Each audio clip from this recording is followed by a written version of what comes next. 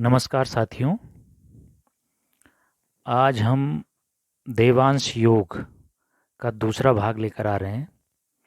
देवांश योग का एक प्रकार हम इससे पहले वाले वीडियो में बता चुके हैं।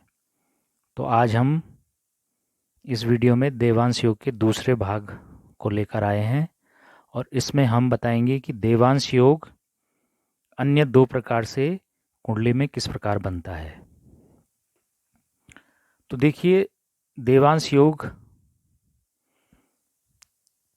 ये कुंडली एक उदाहरण के तौर पर मैंने ली है।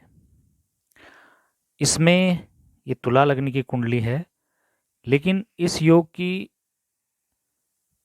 बात हम करें उससे पहले मैं आपको बता दूं कि ये योग किसी भी लग्न की कुंडली में बन सकता है। लग्न चाहे कोई भी हो, ये लग्न भाव है, तो यहाँ पर कोई भी राशि हो सकती है। इससे कोई मतलब नहीं है कि ये विशेष ही कुंडलियों में बनेगा, ऐसा कुछ नहीं है।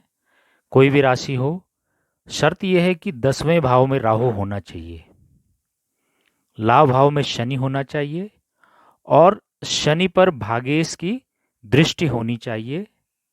और साथ ही एक और कंडीशन ये है कि लग्न का जो स्वामी है लग्नेश, वो जिस राशि पर बैठा हो उसके साथ कोई नीच राशि का ग्रह न बैठा हो, यानी कि वो ग्रह न बैठा हो जो उस राशि पर नीच का होता हो, जिस राशि में लग्नेश बैठा है।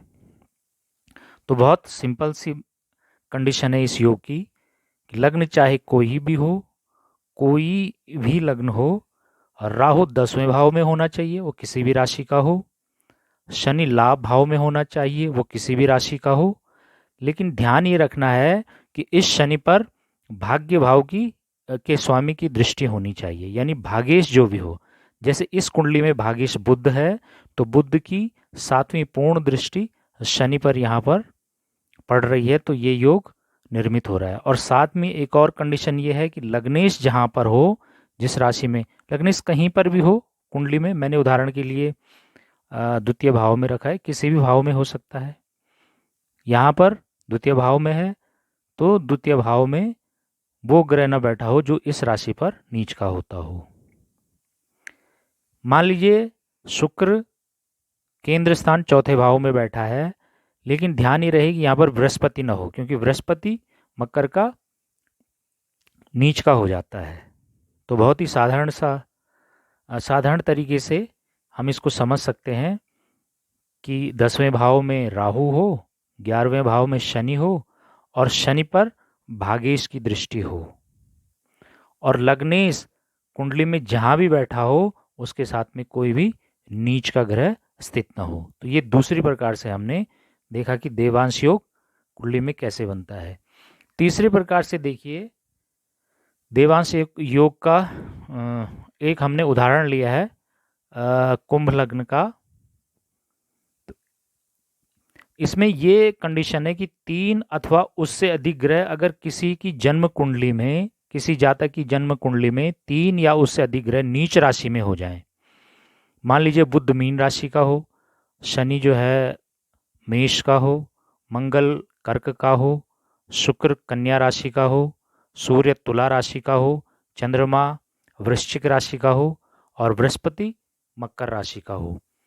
ये इनमें से कोई भी 3 अथवा उससे अधिक ग्रह अपनी नीच राशियों में स्थित हो जन्म कुंडली में, लेकिन नवांश कुंडली में वही ग्रह उच्च के नवांश के हो जाएं, यानी उच्च राशि में बैठ जाएं नवांश कुंडली में, तो भी देवांश योग निर्मित होता है।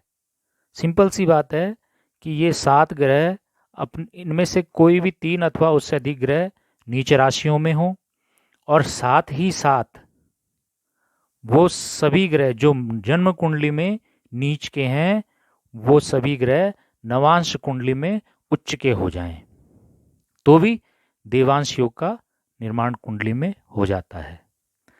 देखिए, इस योग के बारे में शास्त्रों में कहा गया है कि ऐसा योग रखने वाला जातक राजा अथवा राजा के तुल्य सुख और आनंद का भोग करता है। तो आप समझ सकते हैं कि देवांश योग अपने आप में एक बड़ा राजयोग है और ये कुंडली में 3 प्रकार से बनता है। पहला प्रकार मैं इससे पहले वीडियो में आपको बता चुका हूँ, और बाकी ये 2 प्रकार मैंने अभी आपको बताए, आपके साथ चर्चा की। तो आप ये समझ सकते हैं बहुत आसानी से कि देवांश योग कुंडली में किस प्रकार से निर्मित हो रहा है। तो आज के वीडियो के लिए इतना ही। धन्यवाद।